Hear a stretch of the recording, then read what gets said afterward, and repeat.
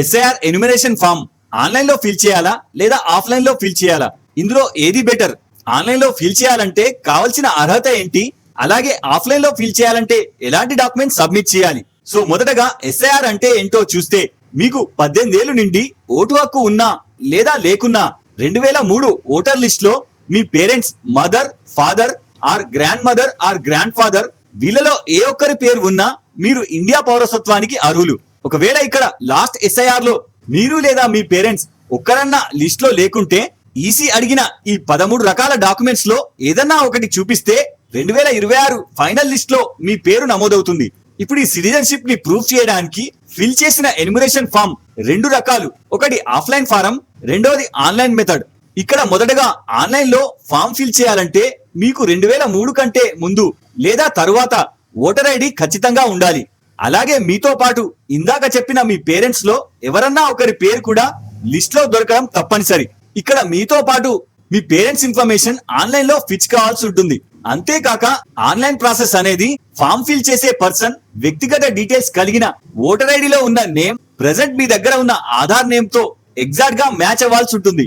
And me voter ఐడికి mobile number కూడా link అయి ఉండాలి. అలాంటప్పుడు మాత్రమే ఆన్లైన్ లో ఈ ఫామ్ ని కేవలం మీ పాస్పోర్ట్ ఫోటోతో అప్లోడ్ చేసి 5 నిమిషాల్లో సబ్మిట్ చేయగలం. ఇప్పుడు ఆఫ్లైన్ లో చేయాలంటే ఎవరికైతే 2003 నుంచి 2026 వరకు ఓటర్ లిస్ట్ లో పేరు లేకుండా వాళ్ళ పేరెంట్స్ లాస్ట్ 2003 ఎస్ఐఆర్ లిస్ట్ లో ఉండడం, ఇలాంటి సందర్భంలోనే ఆఫ్లైన్ లో ఫిల్ చేయవచ్చు.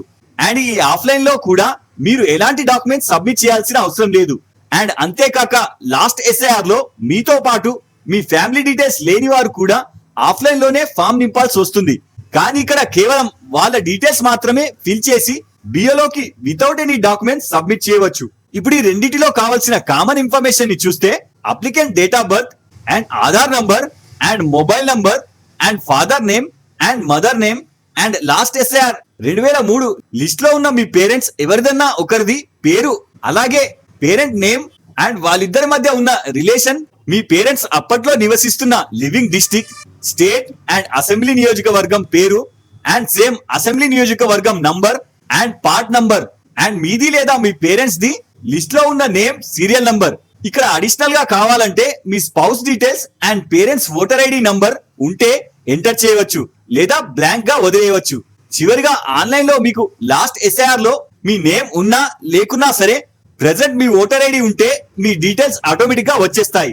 అదే ఆఫ్లైన్ లో పేరెంట్స్ మీకు ఓటర్ ఐడి ఉన్నా లేదా లేకున్నా లాస్ట్ ఎస్ఐఆర్ లో డైరెక్ట్ గా మీ నేమ్ ఉంటే సేమ్ డీటెయిల్స్ ఇందులో ఎంటర్ చేయాలి.